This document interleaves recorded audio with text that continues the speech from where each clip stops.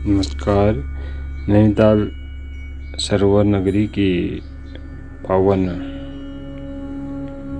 और माँ नैना देवी के प्रांगण से मैं तारा जोशी नित्य में आज गीता के दूसरे अध्याय का एक श्लोक का वर्णन करना चाहूँगा। मैं जायते मित्रते व कदाचिन नाय भूत्वा भवित्वा वा न भूय अजो नित्य शाश्वतो पुराणो न हन्यते न हन्यमाने शरीरे। अर्थात आत्मा के लिए किसी भी काल में न तो जन्म है न मृत्यु है।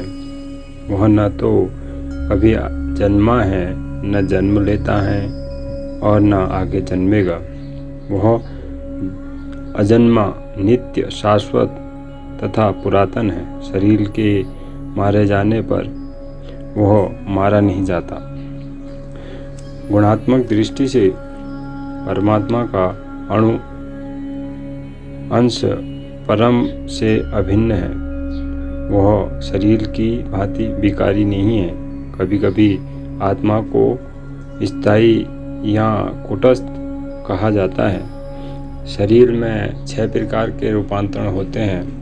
वह माता के गर्भ से जन्म लेता है, कुछ काल तक रहता है, बढ़ता है, कुछ परिणाम उत्पन्न करता है, धीरे धीरे क्षीर्ण होता है और अंत में समाप्त हो जाता है। किंतु आत्मा में ऐसे परिवर्तन नहीं होते। आत्मा अजन्मा है, किंतु क्योंकि वह भौतिक शरीर धारण करता है अतः शरीर जन्म लेता है।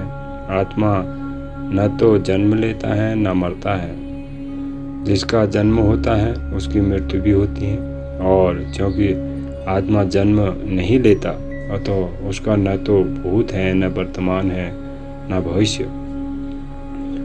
वह नित्य शाश्वत और सनातन है, अर्थात उसके जन्म लेने का कोई इतिहास नहीं है।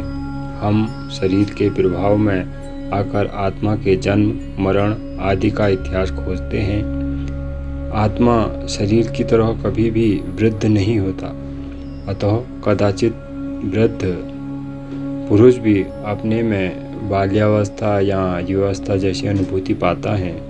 शरीर के परिवर्तनों का आत्मा पर कोई प्रभाव नहीं पड़ता। आत्मा वृक्ष या किसी अन्य भौतिक वस्तुओं की तरह क्षीण नहीं होती। आत्मा को किसी उपसृष्टि द्वारा परिवर्तित नहीं किया जाता। आत्मा को उपसृष्टि संताना है और वे भी विशिष्ट आत्मा है, और शरीर के कारण वो किसी न किसी की संतान प्रतीत होते हैं। शरीर की वृद्धि आत्मा की उपस्थिति के कारण होती है, किंतु आत्मा के न तो कोई उपवृद्धि है न ही इसमें कोई परिवर्तन होता है। तो आत्मा शरीर के 6 प्रकार के परिवर्तनों से मुक्त है। कठोपनिषद के एक श्लोक में यह कहा गया है, न जायन्ते मिश्रते व विप्रस्याय कुत्र श्रिय बभूवं कथितत् अजो नित्य शाश्वतो पुराणे न हन्यते हन्यमाने शरीरे। इस श्लोक का अर्थ तथा तात्पर्य भगवत गीता के श्लोक जैसा है, किंतु इस श्लोक में एक विशिष्ट शब्द विप्रसित का प्रयोग हुआ है, जिसका अर्थ है विद्वान या ज्ञानवान। आत्मा ज्ञान से या चेतना से सदैव पूर्ण रहता है, अतः आत्मा ही आत्मा का लक्षण चेतना पे है। यदि कोई हृदयस्थ आत्मा की खोज नहीं कर पाता है तो वह आत्मा की उपस्थिति को चेतना की उपस्थिति से जान सकता है। कभी कभी हम बादलों या अन्य कारणों से आकाश में सूर्य को नहीं देख पाते, किंतु सूर्य का प्रकाश सदैव विद्यमान रहता है। अतः हमें विश्वास हो जाता है कि यह दिन का समय है। प्रातःकाल ज्यों ही आकाश में थोड़ा सा सूर्य प्रकाश दिखता है तो यह समझ जाते हैं कि सूर्य आकाश में है।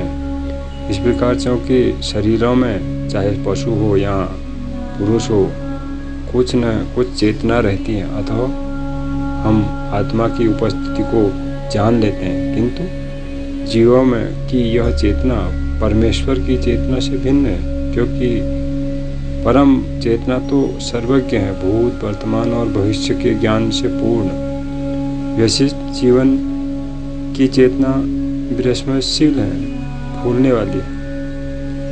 जब वह अपने वास्तविक स्वरूप को भूल जाता है तो उसे कृष्ण के उपदेशों में शिक्षा और प्रकाश बोध प्राप्त होता है, किंतु कृष्ण विस्मरणशील भूलने वाले जीव नहीं है। यदि वे किसी ऐसे मनुष्य को उपदेश देते हैं तो वो व्यर्थ के उपदेश नहीं होते। आत्मा के दो प्रकार हैं, एक तो अणुआत्मा और दूसरा विभु आत्मा। कठोपनिषद उपन्यास में इसकी पुष्टि हुई है। परात्मा तथा अणुआत्मा दोनों शरीर रूपी इसी वृक्ष के जीव के हृदय में विद्यमान है, और इसमें से जो समस्त इच्छाओं और शोकों से मुक्त हो चुका है वही भगवत कृपा से आत्मा की महिमा को समझ सकता है। कृष्ण परमात्मा के भी उद्गम है, जैसा कि अगले अध्याय में बताया जाएगा, और अर्जुन अणु आत्मा के समान है जो अपने वास्तविक स्वरूप को भूल गया है, अतः उसे कृष्ण द्वारा या उसके प्रमाणिक प्रतिनिधियों गुरु द्वारा प्रबुद्ध किए जाने की आवश्यकता है। नमस्कार।